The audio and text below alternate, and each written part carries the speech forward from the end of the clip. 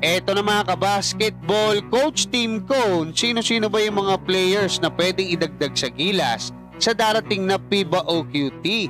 Bagong kupunan ni Kai Sotto, malalaman na natin at bakit nga ba mas maganda yung naging desisyon ng Wasserman na wag nang isalang sa NBA minicamp etong ating pambatong si Kai Sotto. Pero bago yun, huwag kalimutan mag-like at mag-subscribe bilang pagsuporta.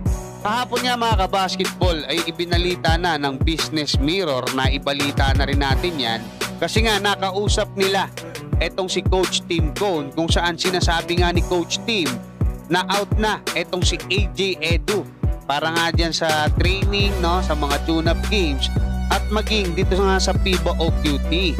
So ibig sabihin yan mga kabasketball, si Kai Sotto na lang at Junmar Fajardo ang tatayong sentro ng ating Gilas Pilipinas. Medyo maliit talaga itong si Japit Aguilar, especially ang kalaban natin dyan, Latvia at Georgia. Ngayon mga kabasketball, sino-sino ba yung mga players na pwede nating idagdag or ni Coach Tim Cone para at least makabalik sa 14 yung mga players niya? Kasi si Mason Amos, kapalit to talaga actually, no, ni Jamie Malonzo eh. Although ang height niya na nakikita ko mga 6'8", hindi pa rin siya katulad ni AJ Edu na kumbaga matibay na sa ilalim, pwede mong gawing sentro. Ang nakikita kong pwede talaga mga kabasketball, number 1 para sa akin sa listahan, si Justin Baltasar. Hindi ko lang alam kung papayagan to kasi ongoing yung MPBL, no? Hindi ko alam kung paano mangyayari dyan. Pero yung karakteristik niya, no, bilang isang big man, malakas din rebound, may tira din sa labas, 'di ba? Malaki din, 6'9". Mapapakinabangan siya bilang at least forward. Pwede silang pagsabayin ni Junmar Fajardo, si Kai Sotto at Japit Aguilar yung pagsasabayin. Kasi kung si Carl Tamayo mga kabasketball, maliit na talaga yung magiging lineup natin. Hindi katulad doon sa Taiwan, 'di ba? Sa Hong Kong, pwede yung mga ganong height na pang big man. Pero dyan, mas maganda rin. Gusto ko makita yung laro ni Carl saka ni Kevin Kiambao dyan sa wing, no? 3-2, mga shooting guard. Pangalawa, mga kabasketball, sa mga deserving na nakikita ko, ay etong si Gio Chu.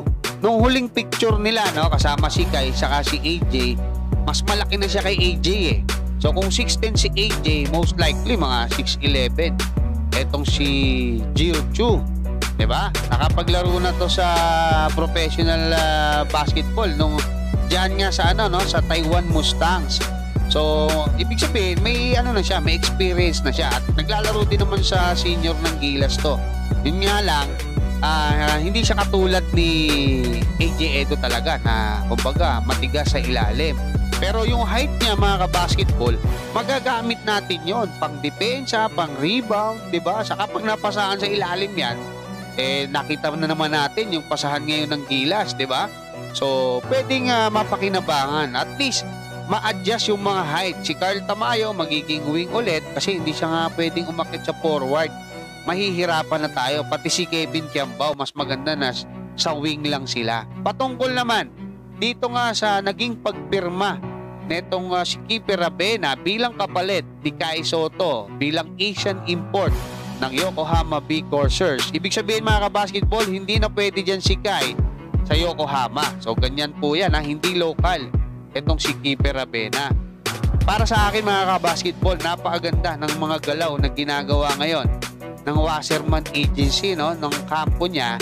At ang nakakuha kong balita, ang ibinigay sa aking balita mga kabasketball, kasi binanggit ko yan na pumirma na nga itong si Kiefer Ravena sa Yokohama.